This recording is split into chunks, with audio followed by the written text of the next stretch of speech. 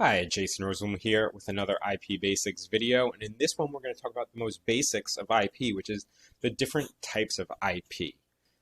Earlier this year I came out with a book called IP Basics, The Building Blocks for a Successful Business. And in it I created a chart on page 63 where it shows you what the features you're looking to protect are and what might apply to that. But we also went ahead and redesigned our website and added that in to help you ID your IP. So we have this chart here now. And the main areas are patents, trademark, copyright, and trade secret. A patent protects inventions. A trademark or a service mark protects source identification, so you know where the goods or services are coming from. A copyright protects the expression, or the artistic expression of an idea.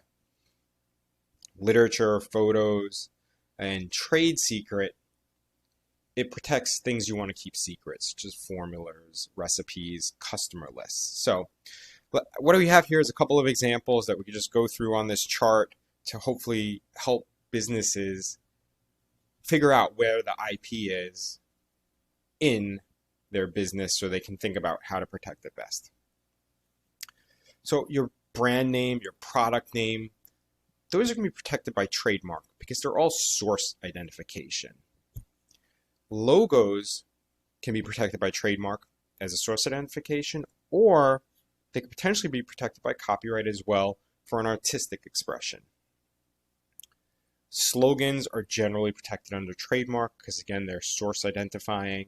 A lot of people think, oh, we can copyright it. In most cases, a slogan cannot be copyrighted, but it potentially can. It depends on a number of factors, but usually slogans are just protected under trademark for source identification. A product packaging. Now, this can be protected actually in multiple ways. The product packaging could be trade dress, the look and feel of the product, that you know it when you see it. Who the source is, and then also the artwork on the packaging protected by copyright. And then if you potentially have like a unique 3D design, that might be protected under design patent. Then we have two-dimensional designs. That also can be protected under design patent as well as copyrights. And then three-dimensional shapes, the look of something, could be protected under design patent, maybe copyright as well. Creative works of art such as writings, video, graphic design, your website content, that would all be under copyright. It's all an expression that's protectable under copyright as an artistic expression. Source code, interestingly, can be protected under copyright because it's an artistic expression, the source code, as well as you might want to keep it a trade secret. You might not want to put it out there for your competitors to see what the source code is, that you might say, we're better off keeping it a secret.